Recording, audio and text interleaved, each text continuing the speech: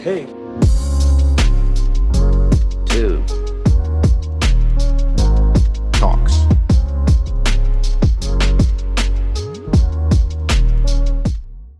Hi, this is Julia. Hi, Kyra. This is Take Two Talks. Wow.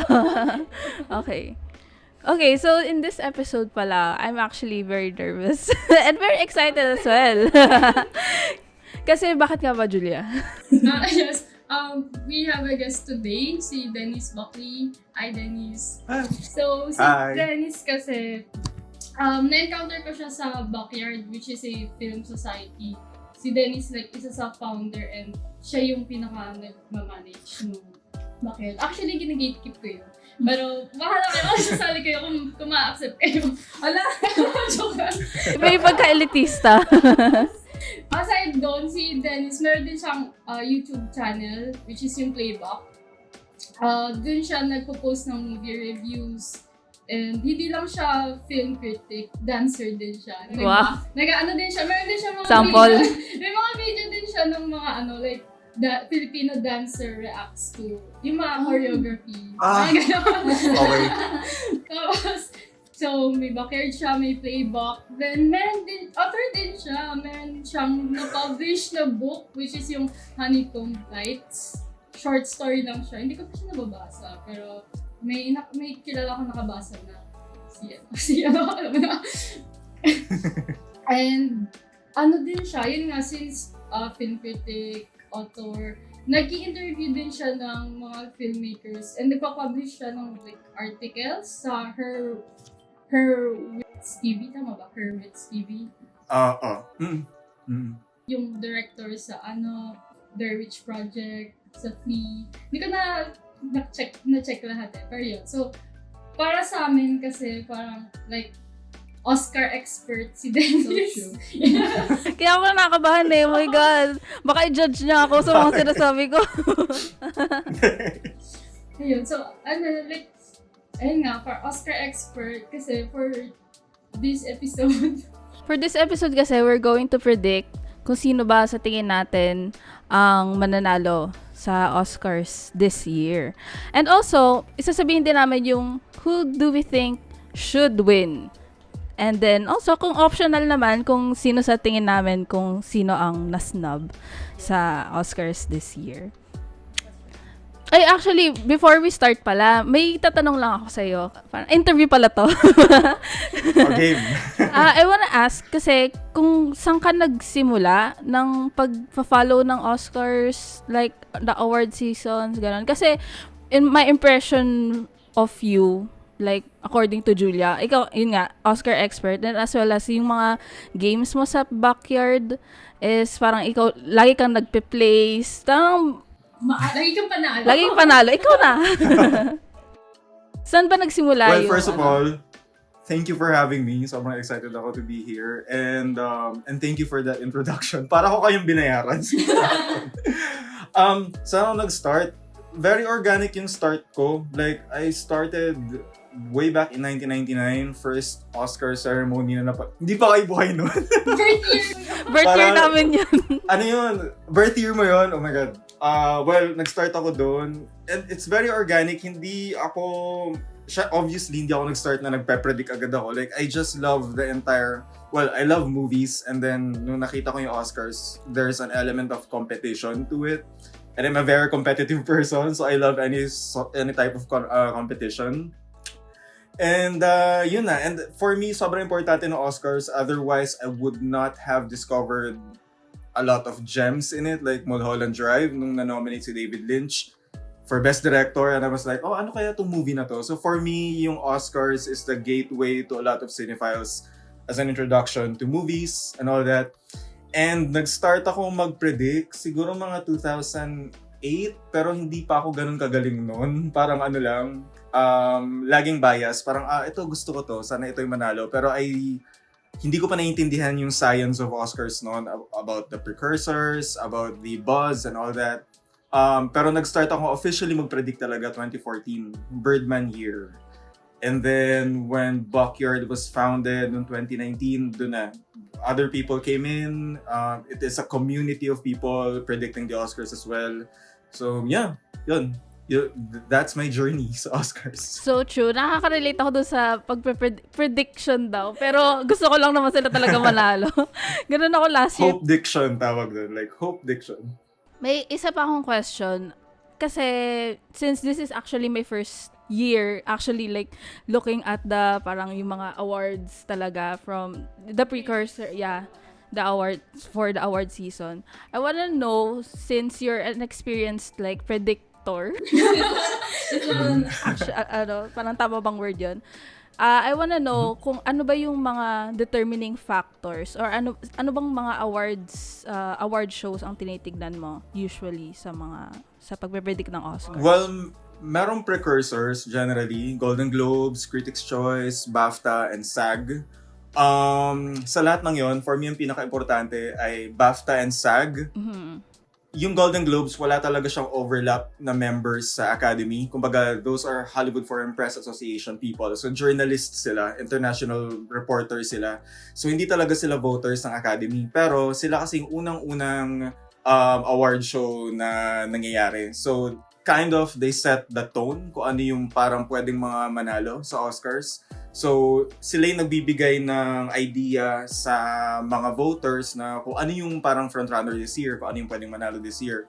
Yung BAFTA naman, there's, or British Academy, yun, parang Oscars ng UK. Meron silang overlap, especially the past couple of years kasi nagkaroon ng surge of European members sa Oscars. So, usually, yung mga nananalo sa BAFTA, parang yun din yung predict na manalo sa Oscars. Pero nagkaroon kasi sila ng change of rules noong 2020. Nagkaroon na sila ng jury's pick. So yung mga acting awards and like Best Actress, Best Actor, Best Supporting, hindi na sila ganun ka reliable. Kumbaga, they do their own thing. Pero yung SAG, especially sa acting categories, yun yung for me, yun yung pinaka-reliable talaga. Kasi actors vote for actors, especially for nominations. And usually, kung ano yung nananalo sa SAG, I think the past decade, 9 out of 11 years, SAG, yung mga nanalo sa SAG, eventually yung dinanalo sa Oscars. So usually, yung SAG talaga yung rule, not the exception. So, yan. And then, there's this guild awards like Art Directors Guild Awards, Cinema Audio Society Awards. Sila naman yung mga nagdi-dictate typically ng mga nananalo sa Best Sound, Best Cinematography, yung mga guild. Pero pagdating kasi sa Oscars itself, like yung pinaka-ceremony na, everyone votes for all the categories. So, yung, kumbaga sa nominations, kunwari actor ako, I can only vote or nominate for the acting categories. Pero pag winners na, lahat na boboto. So, ayun. Yun yung medyo tricky kasi hindi masyadong reliable din pagdating sa mga winners, yung mga guild awards kasi it's literally up in the air. Kaya yun. And ang pinaka-importanteng precursor, the invisible precursor is the buzz.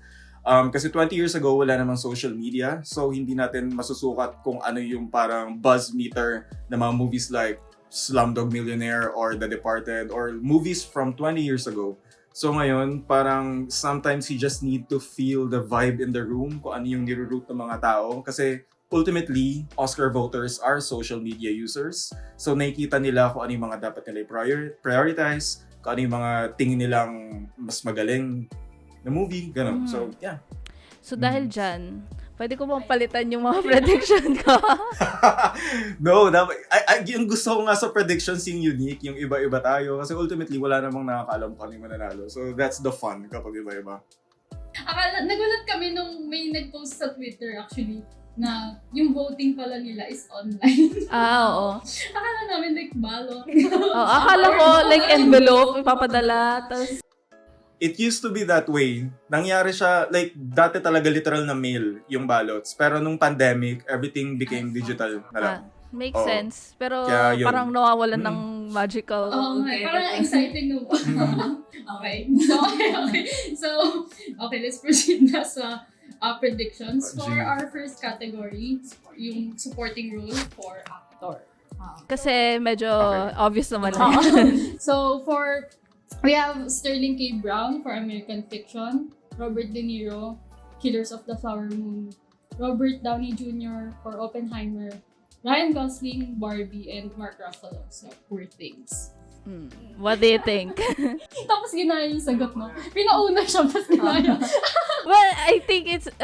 Obvious kasi si Robert Downey. So, ano pa bang sabihin ko dito? Pero do you think he should win though? Ako personally, gusto ko naman si Robert, si Downey. Kaso, gusto ko sana like kahit recognition lang kay Dominic Sessa, kay Charles Melton, kahit So, there's nominated lang sana, oo. Pero for winner kasi obvious naman na. Si Robert. Ikaw, Yeah, same. Robert Downey Jr. then, like, we can just breeze through this kasi like, this is one of the most locked categories of the night. And nanalo na siya sa lahat. It's such a clean sweep. Yeah, he will win, Robert Downey Jr. Who should win for me, out of the nominees, I'm not a fan of this list, honestly, sa category. For me, laging supporting actor yung pinaka-boring, pinaka-dull na category every year. It's either may isa or dalawang magaling lang. Pero Robert Downey Jr. was fine, but this eventual win, kind of reminds me of Brad Pitt sa Once Upon a Time in Hollywood. It's more of a career win. Not saying na hindi siya magaling sa Oppenheimer. Like, magaling siya dun. But I wouldn't necessarily say na it's the best supporting actor performance of the year.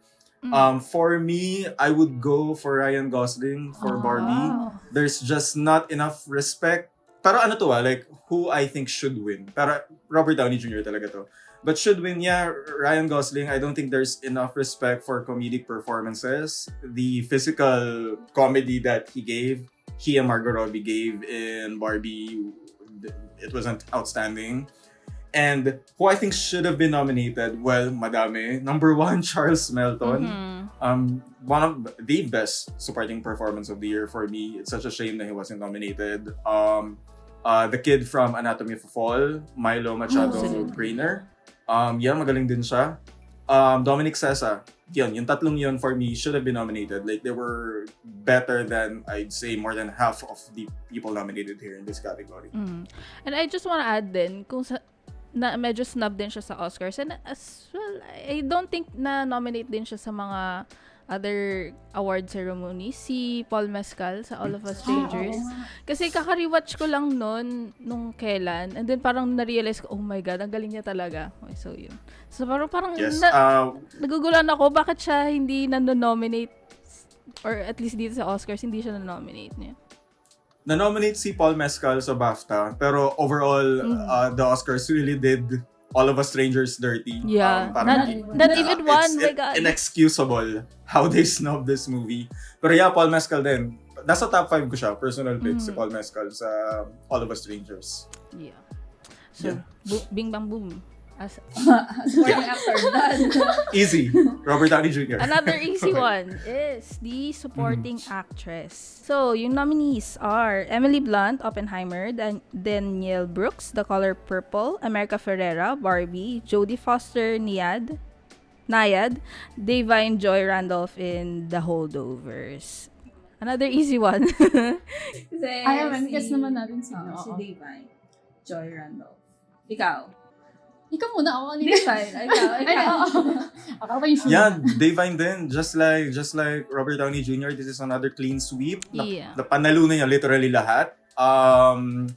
Yeah, will win Davine Joy Randolph. Again, like supporting actor, I'm not the biggest fan of this lineup. I think they're pretty weak for me. I'm not even the biggest fan of Davine Joy Randolph's performance Holdovers. Yeah, kung pipili ako sa mga nominees na to, probably si Jodie Foster na for Nayad. Really? But she has no fighting chance. She doesn't have a shot in hell. But yeah, Davine Joy Randolph na. Should have been nominated Julianne Moore May December. Yeah. Ako, for me, I think dito sa mga nominees, I think Davine, I really like Davine's acting. Yeah. Her performance in The Holdovers. Like, yung very suppressed acting. Tapos, nung may isang scene doon, yung nasa party sila, where parang lumabas na yung, parang nagburst na yung dam. And then parang, she said, like, this is not a spoiler, well, kinda. Yung sinabi niya, he's gone, parang, oh, that hit me so hard. Parang, so like, from that alone, well, not really alone, pero from that moment on, like, put a stamp on it, ship it, she's gonna win for me. Gusto ko din man talaga siya, pero kasi gusto ko din yung performance ni Daniel Brooks sa Color Purple. Like, as in, scene stealer siya every shot na nandun siya. May favorite. Pero para naman sila magaling kasi. Pero ako lang din, like, na pag-usapan na rin to before, yung pare-pareho tayo ng nag-agree na si Lily Gladstone for supporting role. Dapat siya yung napasok. Yeah. Well, mamaya, darating tayo kay Lily Gladstone. Parang, dadating tayo dyan. Wait lang, gusto ko lang pala mag-shoutout din. Wait lang, disclaimer lang, I don't hate Divine Joy Randolph. Okay siya, magaling siya, pero hindi ko masyado naintindihan yung sweep. That being said, I would want to acknowledge Rachel McAdams sa Are You There, God, It's Me, Margaret. For me, the best supporting performance of the year. And it's such a shame na the film suffered from an early release syndrome. So medyo nakalimutan na ng mga voters by the end of the year. Yeah, Rachel McAdams should have been nominated. And Julianne Moore. Margaret. I understand. Yung parang, sana may, hindi ko rin masyado gets kung bakit siya na-sweep dito. Parang, pero gusto ko siya, pero like, si Daniel Brooks nga rin, parang, Salitan. Salitan. Like, happy Exactly. We have music, original song. The Fire Inside original. from Flaming Hot. I'm Just Ken from Barbie. It Never Went Away from American Symphony. Wazazi from Killers of the Flower Moon. And What Was I Made For from Barbie. So, ito easy na din siya eh. Kasi parang isa lang ba yung hindi nakuha ng What Was I Made For? Like, nanalo kasi I'm Critics' Just Ken, Choice diba? lang. Ng one time. Tapos the rest, ito na, si Bibi. I think, para sa akin, Billy's gonna win. At ito yung gusto ko. Oo. Tsaka, I think this should win, actually. Like, yung magbabasya na ako. Pero, sige, ikaw ba? Dennis. Yeah, What Was I Made For then, Billie Eilish. This it's the Shallow of this year. Like, Shallow, Lady Gaga, A Star Is Born. Like, yun yung parang, that's the anthem of cinema this year. What Was I Made For? I think fluke lang yung nanalo si Ryan Gosling for I'm Just Ken sa Critics' Choice Awards. I think it is Billie Eilish's second Oscar in just a couple of years. So, yeah. And nung nanalo si Billie Eilish sa Grammy, like, that's cemented. Yeah. Like, ito na talaga. Ito na yung luck for original song. That's it. Another luck category. Puro luck. Puro ano? Puro luck. Okay, so yung next naman natin ay yung score, original score. The nominees are American Fiction, Indiana Jones and the Dial of Destiny, Killers of the Flower Moon, Oppenheimer, and Poor Things. I wanna ask pala, have you guys seen Indiana Jones and the Dial of Destiny? No. Kasi may mga Not yet. And sobrang surprise nominee din yun. Yeah, may nakikita nga ako sa Twitter. Sabi daw parang remix lang naman daw siya ng original score ng Indiana Jones. Kaya daw nagtataka sila bakit daw nandito. Pero yun lang naman sinabi nila. Hindi ko pa rin napapanood. I think I think people voted for the composer, not necessarily sa score ng movie. Like si John Williams. I believe John Williams. Oo, yata. siya. One of the most nominated people, period, at the Academy. So yeah, I think na siya, veteran na siya sa scoring. Kaya I think people went for him. Yun.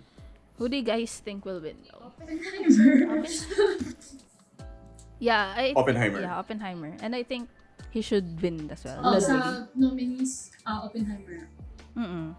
Yeah. Do you guys have any Luck. snubs or yeah? Sure na to. Wala. Although, shout out sa score ng Poor Things, which is sobrang ganda din. Oo. Sobrang ganda din ng score ng Poor Things. Parang pag-pluck ng strings na parang out of tune, na parang parang bagay talaga sa Poor Things movie. It really established the entire mood, the entire vibe. atmosphere, the tone, the mood of the film. So yeah, shout out din. Pero yeah, it is Oppenheimer's Oscar. So, next, sound. Ay, sound. Sound, the nominees, The Creator, Maestro, Mission Impossible, Dead Reckoning Part 1, Oppenheimer, and The Zone of Interest. Very Sige, I'm interested to know your thoughts here. Kasi for me, hindi to masyadong luck. Ayan, ngayon sinabi mo rin, parang nag-iisip tuloy ako. Sige, go. Parang ano muna, parang nagulat lang ako, parang from all these nominees, parang ang out of place ng Zone of Interest. And not in a bad way.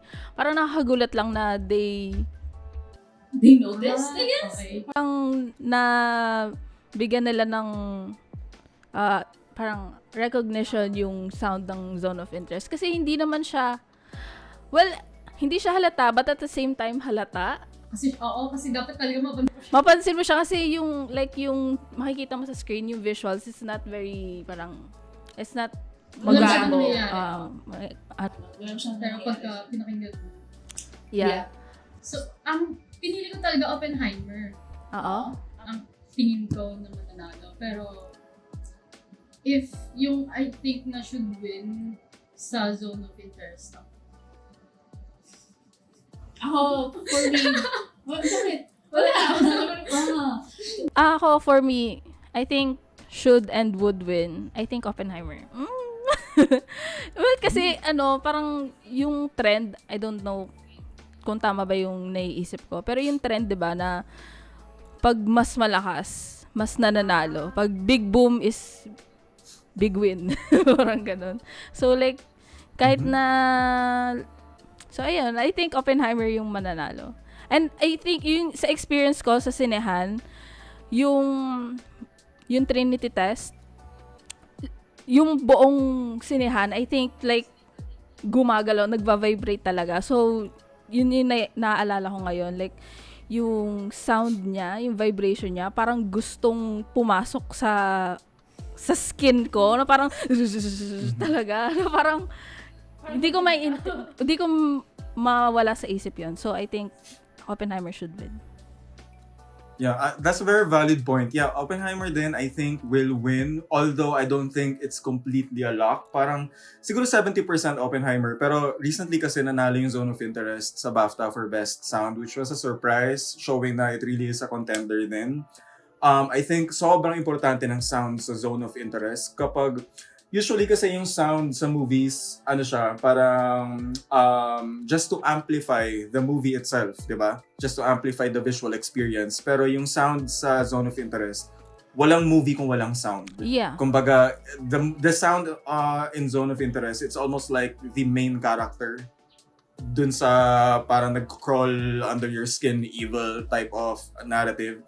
And dati akala ko din kapag the louder, the more explosive the sound is, yun na yung mananalo. Pero a couple of years ago, when Sound of Metal won for Best Sound, which was another integral, yung sound doon was an integral part of the narrative of the movie kasi it's all about going deaf, di ba? So, on and off yung hearing niya, and it really showed kung ano yung napapakinggan ng a person transitioning from being a hearing person to a deaf person. And that was parang crafted talaga all throughout the narrative is a Sound of Metal. So I think that's kind of a similar narrative sa Zone of Interest. But again, Oppenheimer is the Best Picture frontrunner. So I think Oppenheimer pa rin mananalo dito. Pero challenger ang Zone of Interest. Kumbaga, pag may mag-upset man, it's Zone of Interest. Yeah, I agree.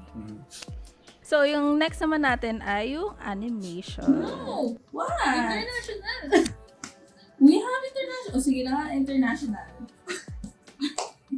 Bakit ka na? Parehas na naman. So, yung nominees are EO, Capitano, Perfect Days, Society of the Snow, The Teacher's Lounge, and The Zone of Interest. Zone! Would win for me, syempre, Zone of Interest. Parang wala naman ako nakitang like noise sa ibang nominees. Personally, wala. Pero ako kahit favorite ko yung Perfect Days, feeling ko ang should win pa rin is yung Zone of Interest. Ako din. Same. Zone of Interest. Yeah. Same, like luck. Like one of those categories again, sobrang luck. And usually kung ano yung international feature na nominated for Best Picture, yun yung nananalo. So, Zone of Interest, rightfully so.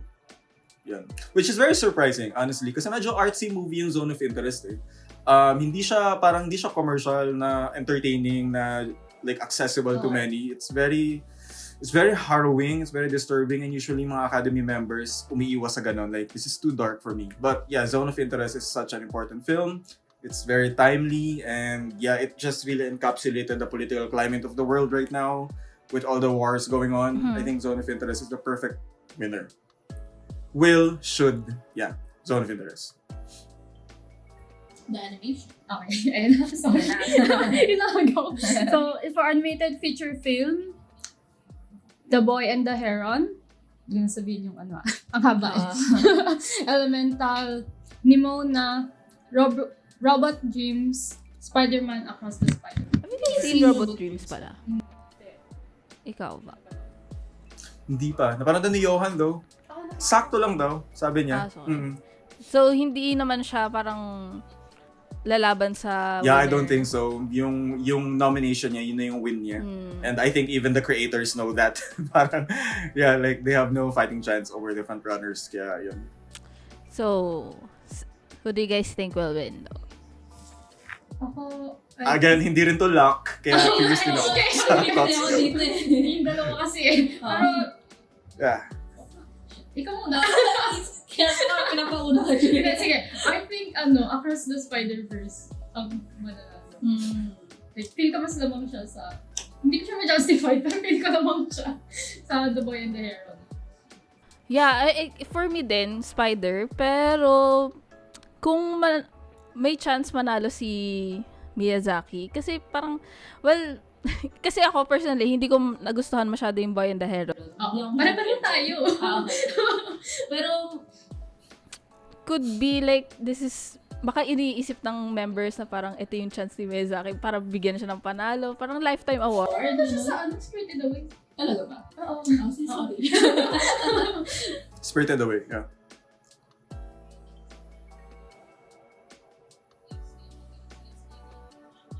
Baka yun yung iniisip nila, I don't know. Pero may mga nakikita din talaga ako sa Letterboxd and na gusto talaga nila yung Boy and the Heron. Pero like for me, I can't get behind Boy and the Heron, so Spider-Verse ako.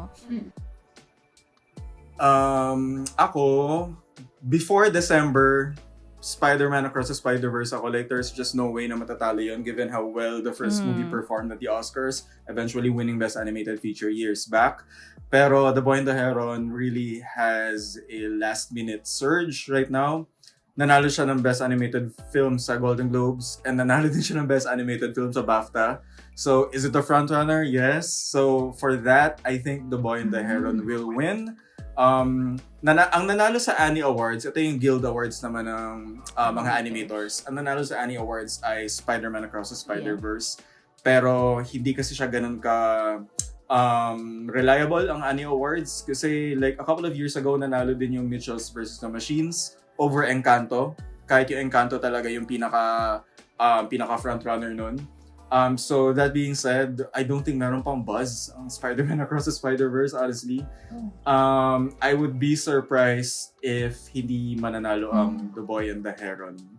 Yeah. Yeah. Okay. Sige, bahala kayo dyan. Sige, Kahit Pero may naman chance Boy and talaga, the Heron, may tsaka chance Spider- yung Across the Spider-Verse. Like pwede siyang manalo, definitely. Neck and neck sila. Pero right now, mas angat lang ng onti yung Boy and the Heron. Okay. And then yung production design. Oh, isa rin to, hindi rin to luck. Oo nga. So, Ang hirap nito. Ang tagal nyo dito eh. The nominees are Barbie, Killers of the Flower Moon, Napoleon, talaga, Oppenheimer, and Poor Things. Bakit may ganun reaction? Hindi. Nagulat ako. Hindi ko naisip yung Napoleon. I don't know. Ito naman, ganito pa ako. Ikaw mo muna. Ang hirap. Kasi, ano yung nominees ulit? Barbie and the New Poor Things. Sila yung pinagpipilihan ko ngayon. Pero, I think, Poor Things yung ako. Naka-wood Sila ako. yung- Poor Things. Oo. Parang there's not a lot of love for Barbie this award season. Parang, yeah. So, tapos yung Poor Things, ang dami lang nakukuha. Even in the other categories, kaya sa tingin ko, like, Tsaka di ba, syempre una natin napanood yung Barbie. Tapos alam natin yung story ngayon, naubos yung pink paint, ganyan. So parang isip natin before na this is Oscar dapat manalo worthy. yung yung Barbie. Kasi napanood kay Poor Things, Oo nga. ang ganda siya. Parang, tapos yun nga, yung madami siya nakukuha ang awards din. production design, di ba? Production Design. design pinag-usapan natin. Okay. Okay, tama. Okay. Yeah, production design, it's between Barbie and Poor Things. Poor Things nanalo sa BAFTA. Before that, I thought Barbie ang mananalo dito kasi they have such a narrative. Yun nga, inaubos yung pink paint and all that. Pero ang nanalo sa BAFTA at ang nanalo sa Art Directors Guild Awards ay Poor Things. So I think Poor Things ang frontrunner dito. Yep. It will win. I also think that there's a bias with period films and contemporary films. So Barbie is a contemporary film, di ba? So somehow there's a school of thought na mas mahirap gawin ang period films in terms of production design. So which is not true, and it is a disservice towards contemporary production designers kasi mahirap din yun. Ginawa nila sa Barbie. It's just that mas eye-catching yung ginawa nila sa Poor Things kasi it's a sci-fi, fantasy, periodish, steampunk film, di ba? So, yeah, I think ang mananalo ay Poor Things, but close second ang Barbie. Again, posibleng mag-upset ang Barbie. I wouldn't be surprised, pero I think Poor Things ang mananalo dito. Yeah, I think meron din akong film na naiisip na snub dito. I think Asteroid City should have parang naiisip ko, yeah, Asteroid City and possibly for me Saltburn. Ayun. Oh, yeah, Saltburn. The Oscars didn't touch Saltburn at all. Kaya parang nasnub talaga siya completely. Pero I think kinampaign din heavily yung Saltburn for production design and cinematography. Yeah, technically snub din siya. Next, we have makeup and hairstyling. The nominees are Golda, Maestro, Oppenheimer, Poor Things, and Society of the Snow. Sa prediction ko is Maestro. Actually, ako din. Parang, Same. Maestro din ako. Okay. Kasi medyo nag-aalangan pa ako dito. Maestro ba yung lalagay ko? Baka i-judge nila ako. Pero, Since maestro rin naman kayo. Okay. Gusto ko lang din, okay lang, sige, okay lang para manalo yung Maestro. Pero, yung, gusto ko din kasi yung sa Oppenheimer, ang subtle lang. Pero makikita mo na nag-age talaga si, Cillian Murphy sa entirety ng, film. Gusto ko lang din yung makeup. Wala, ang ganda. Yeah, yung Hindi, sorry, sige, go ahead. Yung sinasabi ni Kyra kanina, yung sa best sound na the more explosive it is, yun yung mananalo. I think this applies sa makeup and hairstyling. The more obvious the prosthetics are, yun mas yun yung mananalo. We've seen it time and time again with Ma Rainey's Black Bottom, The Eyes of Tammy Faye, The Whale. So it really doesn't matter kung gusto ng voters yung movie or not. Pero kung ano yung pinaka-obvious sa transformation, I think they gravitate towards that. Plus, I think mas nag-gravitate sila kapag yung lead ng movie na to is nasa acting category din. So obviously, Maestro, si Bradley Cooper, and Carey Mulligan, nandun sila sa lead categories. Last year ay si Brendan Fraser for The Whale. Siya rin yung frontrunner, di ba? Although hindi naman frontrunner si Bradley Cooper ngayon, pero they really love it when the protagonist is the piece de resistance pagdating sa makeup and hairstyling. The more obvious it is, the better for them. Yeah, Eyes of Tammy Faye, yun. Movies like that.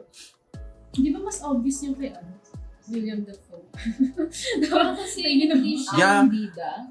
I think yung kay William Dafoe kasi like one character lang siya and supporting pa siya and he's barely in the movie. Pero pagdating ngayon kasi yung kay Carey Mulligan siya kay Bradley Cooper, dalawa sila and they age parang decade after decade. Kaya yun, I think although hindi to luck, I don't think luck ang Maestro. Pwedeng mag-upset ng Poor Things, honestly. Pero yeah, I think for here, Maestro. For now. Pwede pa siya magbago. Hindi, wala na lang. And nanalo sa Makeup Guild yung Maestro. Nanalo sa Makeup Guild yung Maestro. So yeah, yung mga makeup artists, they really love it. Kaya yun. And then, the next category is costume. The nominees are I and R naghalo. Barbie, Killers of the Flower Moon, Napoleon, Oppenheimer, and Poor Things. Ano to? Costume design? Yes. Okay. Costume design. Actually, nakailang palit-palit din ako dito kanina eh. Wait lang, ikaw muna. I think Poor Things. Poor things you said ko kanina, pinalta ko ng Barbie. Yun din, gusto ko rin naman yung Barbie. Sila yung Parang dalawang feel ko lang pinagpipilian. parang baka Baka paghatian ibigay sila. nila. Baka paghatian yung Poor Things tsaka yung Barbie. Sa like may prod sa Poor Things tapos Barbie naman yung sa ganito. Parang fair. Pwede yun. Like, spread the love. Pwede nila gawin yun. For now, hindi ko actually matandaan na pinredict ko to, pero apparently nakasulat sa predictions ko ay Barbie. Pero, Poor Things kasi nanalo sa BAFTA and that says a lot. Pero, for now, siguro Poor Things ako. Again, dahil nga, medyo mahirap kalaban ang isang period film pagdating sa costume design. Kasi mas intricate, I guess. May school of thought sila na mas intricate yung designing pagdating sa costumes. So, yeah, Poor Things siguro for now.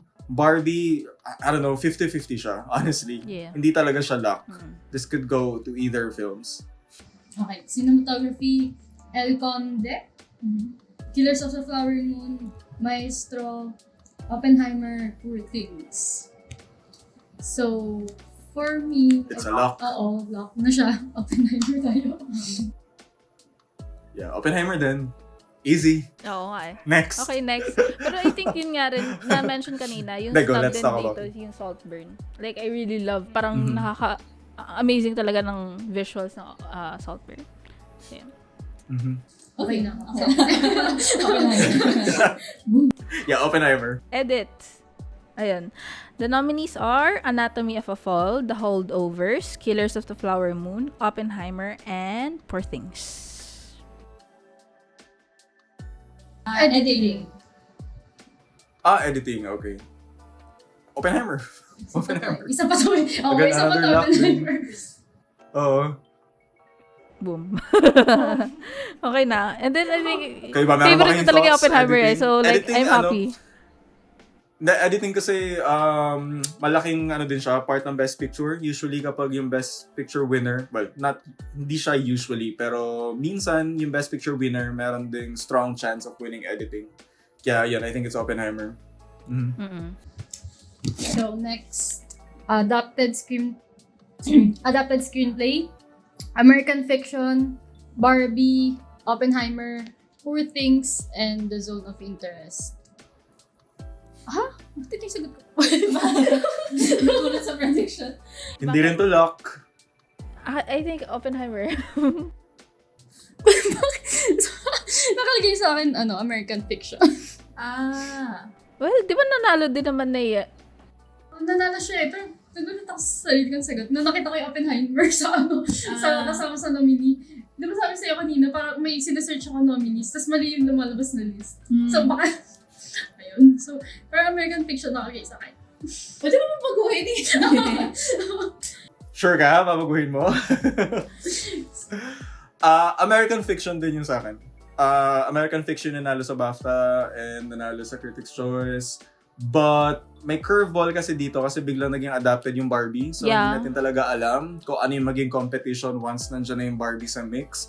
But parang if titingnan natin yung trend ng Oscars for the past decade, laging yung nananalo sa screenplay categories. It's something quirky, medyo offbeat, and I think American Fiction fits the bill perfectly.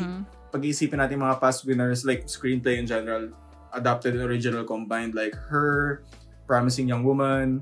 Like, meron silang quirk. Like, alam mong screenplay driven sila, and I think American Fiction ay sobrang screenplay driven din.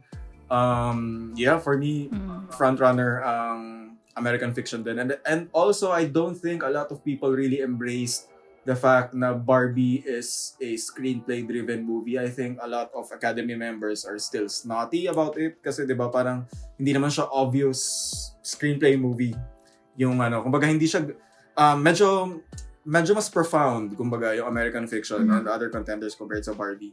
Pero ayan. For now, American Fiction ako. Ano sa'yo? I think, para sa akin, Oppenheimer. And I think Oppenheimer should win as well. Tama ba? Ay, hindi. Oo, tama. Oo. Kasi, well, just because obsessed yata siguro talaga ako sa Oppenheimer. Kasi, I'm sorry guys, I'm so annoying. Puro Oppenheimer yung mga sagot ko. Kasi, Don't be. girl, Oppenheimer pilled talaga ako ngayon. Like, I even bought the freaking screenplay. No? Fucking, tapos, Wow. Yeah, and hindi ko pa napabasa. lagay, andun lang siya. Pero kasi yung, like, yung narrative keme nila na parang first person POV daw yung screenplay, and then ang kaya ko lang din nasabi na Oppenheimer should win as well kasi yung ending ng American Fiction is like so I didn't like it. Like for me, what what's happening? Parang nag-die down yung what you call it, yung momentum para sa akin. Pero you know, kung mananalo yung American Fiction, hindi go. I'm happy kasi na-enjoy ko rin naman eh. No, I think good point din yung sa Oppenheimer. Although I don't think mananalo siya. Pero yung Best Picture winner kasi, obviously mananalo ang Oppenheimer. Yung Best Picture winner kasi lagi rin silang panalo for screenplay. Like last year, Everything Everywhere nanalo din sa screenplay. A year before, Coda nanalo din sa screenplay. Parasite, so it goes way back. Yung picture and screenplay tandem. So may chance manalo yung Oppenheimer for screenplay. Pero for now, hindi siya lock. Kaya yun. Original Screenplay Writing. Nominees are Anatomy of a Fall, Holdovers, Maestro, May December, and Past Lives. Wow, May December. Napasok tsaka past lives. Dalawa yung pinagpipilian ko dito, pero ang final prediction ko na nilagay is Anatomy of a Fall. Ako din eh, kasi hindi ko alam kung bakit ko ba to, nakalimutan ko na yung yung dahilan kung bakit Ano Holdovers. ba prediction mo? Yung dinagay ko. Nilagay ko yung holdovers sa ko. Gusto ko manalo. Ako, baliktad. Pero Anatomy nilagay ko na manalo. Ako, baliktad ako rin. Gusto ko manalo sana yung anatomy. Pero holdovers yung dinagay ko. I don't know. Hindi ko talaga alam kung anong... Ikaw ba? Ang will win ko ay Anatomy of a Fall. I think para siyang Oppenheimer picture lock. As in, I would be very surprised pag hindi nanalo yung Anatomy of a Fall. There's so much passion behind the movie. Nanalo siya sa Golden Globe. Nanalo siya sa BAFTA. And there's honestly, itong category lang na to yung may chance yung Anatomy. Kaya I think ibibigay ng Academy to dito sa category na to. Kasi they really love Anatomy of a Fall. So I don't think it will go home. They will let it go home empty-handed. I don't think so. So I think original screenplay siya mananalo. Bakit nga ba ito yung ginawa ko? Di ko rin alam. Nakalimutan ko na. Okay, so another like pretty easy, Isa pang madali nga. Sa directing, Anatomy of a Fall. Oh my God, paano to i-pronounce? Justin Triet? Triet? Yeah, I think. Justin Oo. Triet? For Anatomy of a Fall. Hindi naman niya ito Martin mapapanood. Scorsese, Killers of the Flower Moon. Christopher Nolan, Oppenheimer. Yorgos Lanthimos is favorite ko. May bias. Poor Things. Jonathan Glazer. Zone of Interest. May heart emoji sa... Emoji sa mata. Siyempre. Yeah. Luck. Nolan. Christopher Nolan. Nolan will win, should win, deserving. It's his time. I'm not the biggest fan of Oppenheimer, pero what Nolan achieved there is such a monumental masterpiece. So yeah, Nolan, Oppenheimer. Agree. It's his time. May meme nga, di ba, yung sa social network na meme. Yung hindi kasi walang award si Nolan sa The Dark Knight. Tapos yung I'm coming back for everything. No, Oppenheimer sweets. Ngayon. Okay, so that's easy. That's an easy category. The next category is actor in a leading role. Nominees are Bradley Cooper for Maestro, Colman Domingo for Rustin, Paul Giamatti for The Holdovers, Cillian Murphy, Oppenheimer, Jeffrey Wright, American Fiction. Cillian. Madali na to, Cillian. Pero nanghihinay ako kay Zac Efron na wala siyang nomination. Sinawi mo. Sabihin niya, buti na lang wala si Zac Efron. Well, hindi ko pa napapanood Iron Claw, so wala akong opinion. Okay. Masyado pa Zac Efron. Pero yeah, ang mananalo dito, Cillian Murphy. I really am sad na hindi na-sustain ni Paul Giamatti yung buzz niya for The Holdovers. I think deserving siya manalo din. Nanalo siya ng Golden Globe, di ba? And Critics' Choice. Pero wala eh. Cillian Murphy nanalo for BAFTA and SAG. And like I said earlier, kapag nanalo ka sa SAG, nanalo ka na rin ng Oscar pretty much unless something weird happens. So, yeah, and yung SAG, they're very sentimental. Minsan they reward parang career, lifetime achievement pagdating sa mga acting categories like Jamie Lee Curtis, doon yung nag-start. So, yeah, I think Paul Giamatti, if there's any award show that he could have won, it's SAG, pero even there, hindi siya nanalo. So, Cillian Murphy na talaga to all the way. Unfortunately, kasi I'm a really big fan of Paul Giamatti. Baka hindi naiisip nila kay Cillian kasi matagal na rin naman na si Cillian sa industry. Although not as parang visible as Paul Giamatti. So baka yun yung naiisip nila na parang, Yeah, parang posible. this is his break. Pero his Pero break. ang theory ko dyan kasi like he is Oppenheimer in Oppenheimer. So there's parang, and it's a biopic, di ba? People go crazy about biopics. So I think yun yung parang lamang talaga ni Cillian Murphy. Yan. Yeah, Holdovers is parang tatlo silang parang medyo naghahati sa screen eh. Oh, eto na. Ito yung okay. Actress in a leading role, Annette Bening. Nayan. Lily Gladstone, Killers of the Flower Moon. Sandra Hüller, Anatomy of a Fall. Carey Mulligan, Maestro. Emma Stone for Poor Things. Ang final prediction ko, si Lily Gladstone. Same. Ikaw ba? Same, Lily Gladstone din. Sobrang close fight, I think. Pero I think Lily Gladstone, she has the narrative to, well, not discrediting her achievement sa Killers of the Flower Moon. Kasi sobrang galing din naman niya talaga sa Killers of the Flower Moon. Personally, I wouldn't choose her. This is such a weird situation kasi it's not my favorite performance sa lead actress, pero I want her to win, if that makes any sense. I don't think Emma Stone needs a second Oscar right away.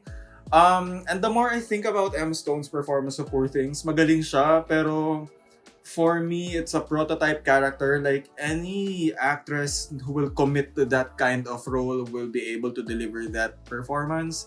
I can imagine Jennifer Lawrence doing it. Like, parang I could name tons of actors na pwedeng gumanap na Bella Baxter. Pero, it's a prototype character. So, you just do the work, pag-aralan mo lang and then that's it. There's no other actress in Hollywood right now, working actors, that could have pulled off what Lily Gladstone pulled off sa Killers of the Flower Moon. But then again, there's that controversy na baka kasi dapat sa supporting siya. Kayo ba? Anong thoughts nyo? Is she supporting or is she lead? Supporting siya for me. Ako for me, okay lang ako na nandito siya sa lead. Kasi I think parang for me, it's not about screen time. I think it's about like her importance in the story. So, yeah, I think parang it will look bad kinda pag nasa supporting siya and parang yung minamarket nila yung Killers of the Flower Moon as the story or the perspective of the Osage tribe. Tapos nung pinanood ko, this is the perspective of the Leo and Robert De Niro. So like, I think baka yun kaya nila linagay si Lily sa lead. Yeah, I mean, for me then, at this point, hindi na ako masyadong resistant. Like, I'm okay with Lily Gladstone winning kasi magaling siya. I just want her to win an Oscar, regardless if it's lead or supporting.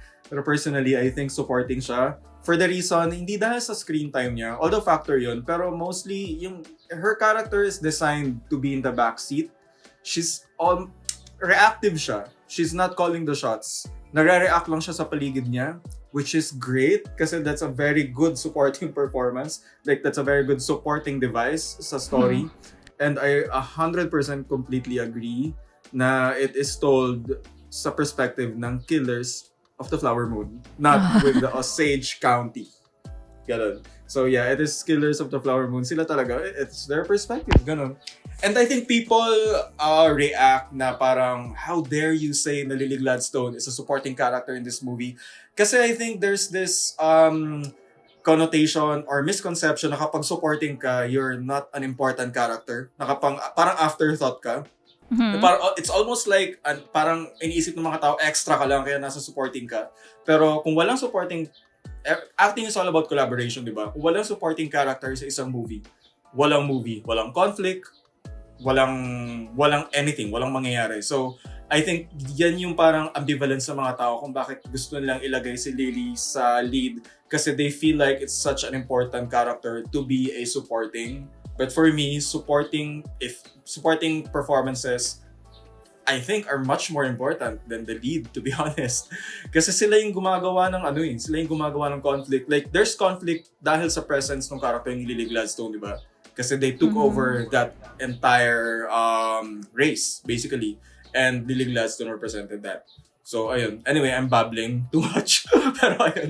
Okay lang sa akin na nasa lead si Lily Gladstone. Kumbaga natanggap ko na. Pero, yeah, and we've seen it time and time again. We've seen it time and time again na meron talagang category fraud. Hindi talaga siya nawawala. Like, Jennifer Connelly, A Beautiful Mind, Alicia Vikander, The Danish Girl, hindi talaga mawawala yung category fraud. So, bakit ngayon may nagre-react pagdating kay Lily Gladstone? So, naisip ko yun and in-internalize ko yun. Kumbaga, okay, sige. Category fraud is always a part of the game. And that's it. Yun talaga. Wala tayong magagawa. So, yun talaga. I mean, Lily Gladstone will win. Meron ba kayong pick na should have been nominated here? I don't have. I think should win. Should win is Sandra Huller for me. Yeah, same. Number 1 ko din si Sandra Huller. Pero kaya And medyo what are sad your lang na thoughts hindi pala, siya sa race. sa snub?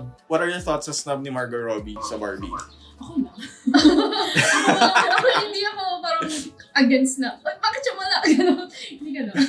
I mean, natutuwa akong nominated siya, pero at the same time, wala naman akong violent reaction. Hindi siya nominated. Medyo ang weird lang din ng mga reaction ng mga ibang tao na parang why isn't Margot Robbie nominated? Pero nandun naman siya sa Best Picture. And then, di ba, producer siya dun?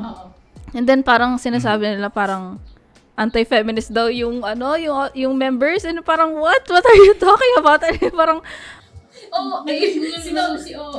OA. tapos and then like for me nung sinabi mo yung kay Bella Baxter na parang ano yung sabi mo? Prototype siya. Prototype character, and I think parang ganun din yung kay Margot, parang she could have parang siguro yung sa example pa din si Jennifer Lawrence, maybe she can do it as well. Parang hindi naman talaga siya dapat yung Barbie, di ba? Kahit na sinasabi nila parang andun siya sa script, di ba? Kasi she signed in on the project as a producer lang naman talaga. Parang I mean like magaling siyang Barbie, maganda siyang tignan, I guess. Maganda siya. Pero like It's okay. Hindi Feeling ko naman dahil lang sa yung message ng Barbie, kaya sila nagkaano talaga na, bakit wala yung Barbie sa Tsaka si Greta tapos din. nilalaban nila yung, kasi nga si Ryan Gosling daw, di ba, pumasok sa Pero si Barbie Ferreira nandun lang sa supporting. Like, di ba? Parang, guys, let's calm down. Yeah, yung sa snub ni Margot Robbie, I don't think it's anti-feminist. Kasi, I don't think it's anti-feminist. Medyo blown out of proportion yung argument na yun.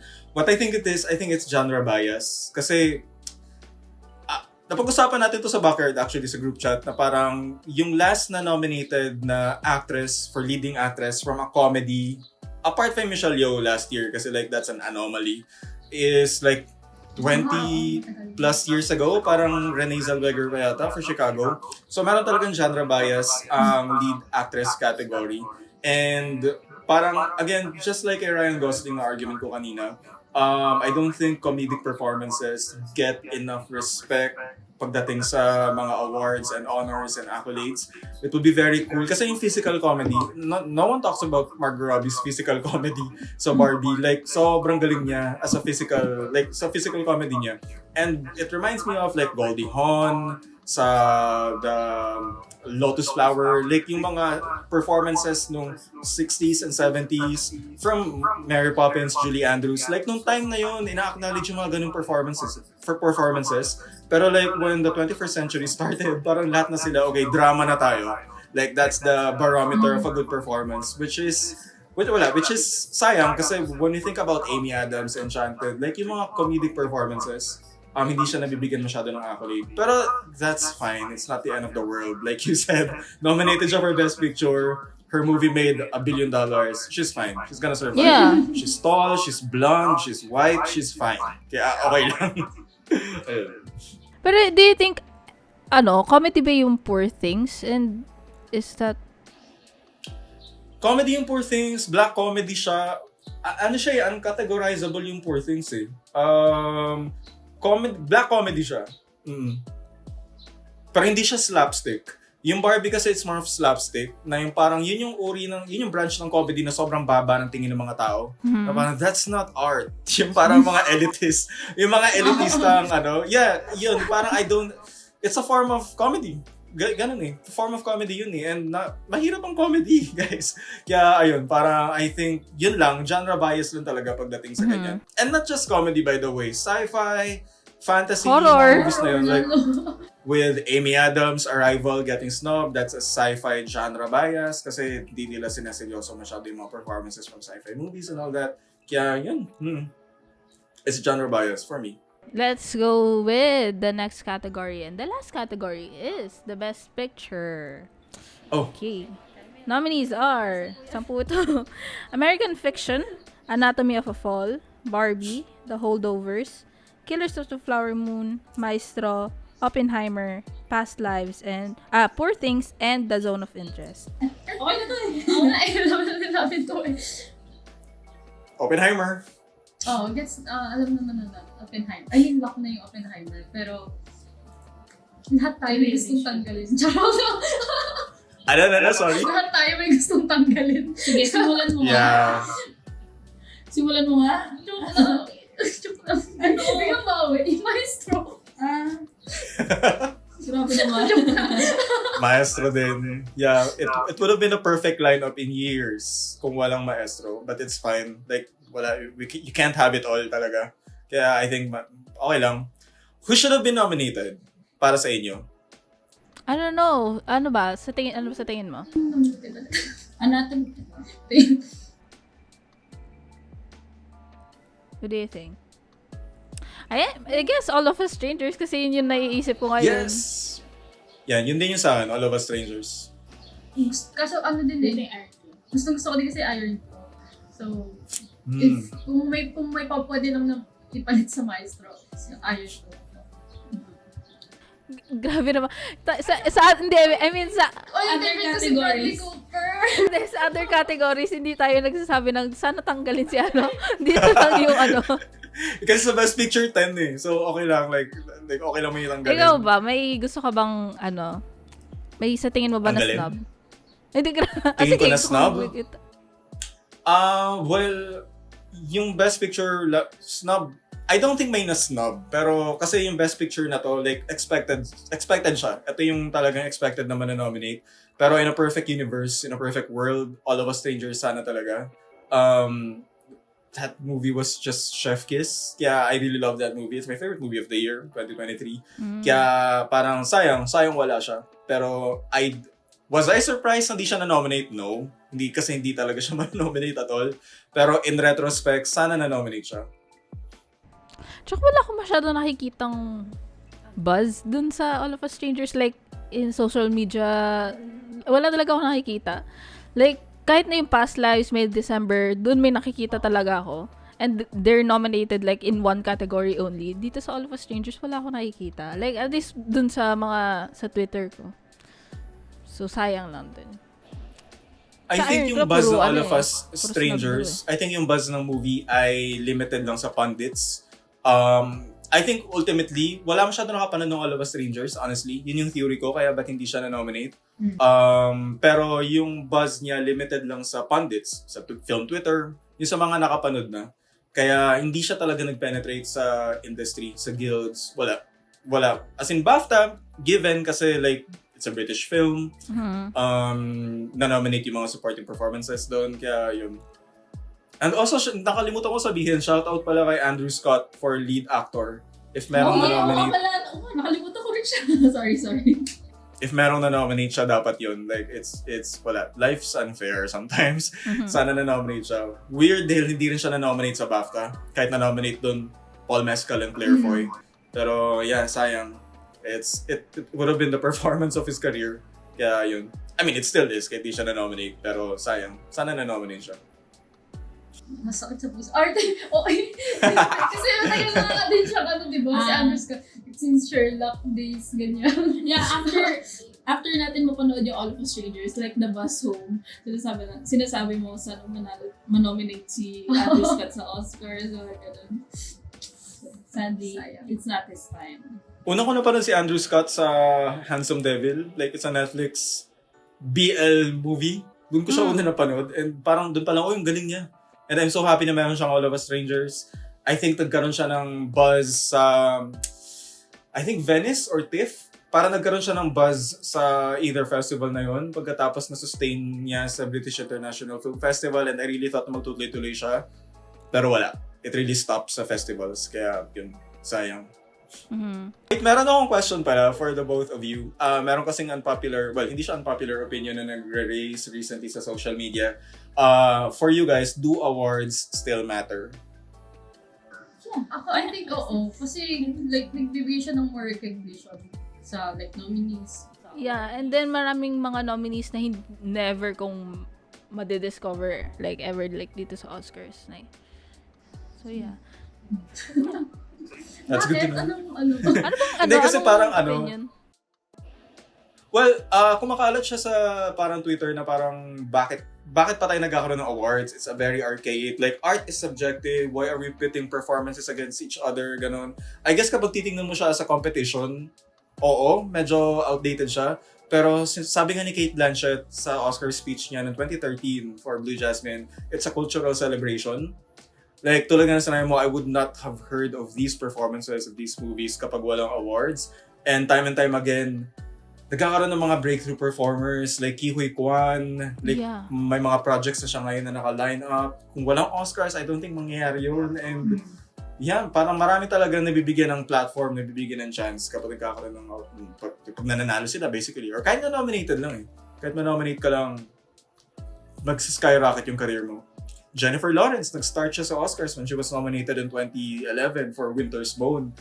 Indie actress dati si Jennifer Lawrence and hindi talaga siya hindi talaga siya like nag-mainstream. Pero after Winter's Bone, sunod-sunod na. Like, the Oscars launch careers. Kaya, hindi lang actresses, kundi pati directors, writers, producers, ganun. Kaya for me, it's still an important part of the conversation. Agree. And then, parang may ano lang din, na parang si Damien Chazelle. Ay, parang nakita ko hindi siya binibigyan ng project budget ngayon. na parang hindi na kaya After Babylon? Muna. Why? Okay. Oo. Yung kay Damien Chazelle ba? Yung sa Babylon, dahil nag-fail yung Babylon. Guys, he's Oscar nominated and also winner, I guess? Winner ba siya? Ay, hindi. Almost winner. For La La Land. Director. Okay. Naisip ko sa picture dun sa La La Land. I'm not worried about Damien Chazelle. Like, he's a young Oscar winner white guy. Like, he'll get plenty of chances. Pero mas mahirap actually to be in that position pagdating sa mga female filmmakers. Kasi when you're a male filmmaker, especially when you're a white male filmmaker, you're allowed to fail. Pero pag female filmmaker ka, basically kapag nag-fail ka, meron ka ng parang may reputation sa Hollywood na hindi ka magaling. Oo. Kaya parang it's very unfair pag, like for example, Patty Jenkins, nung nag-fail yung Wonder Woman 1984. Oh yeah! Hindi ko na siya nakikita. Yeah. Exactly. Yeah, I'm not worried about Damien Chazelle. He'll get his due once again. Parang he'll get there. Yeah. Okay, that's it for our episode. Jazz hands. Again, thank you, Denise, for your time. You're and welcome. also Thanks, sorry guys. for sa pagiging late namin. No worries. It's a privilege sa akin na nag-guest dito. No, I love talking about this stuff. Kaya parang this is fun for me. Any chance I get na mapag-usapan ng Oscars, I would jump into it. Kaya yan. Yes. Do you have anything, parang may mga project ka ba na gusto mong Kala mo may Wala na. Actually, hindi na ako ganun ka-active sa YouTube. Parang for me, nag-retire na ako doon. Siguro, check out na lang Honeycomb Lights. It's still on Amazon. It's a short film. It's a short story. Short film talaga. It's a short story. Yun Sige, lang. I'll link it sa... And join the backyard. Yun. And also, gusto mo bang i-follow ka sa Letterboxd? Ayaw nga. Ano nga ba pangalan ko sa Letterboxd? Hindi ba playbox? Dennis Buckley. Binago ko eh. Parang dating playbox siya, ngayon Dennis Buckley na lang. Para lang search lang Dennis Buckley.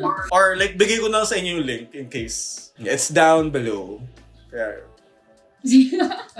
Okay, again, this is Julia. And Kyra! This is... Take 2 Talk.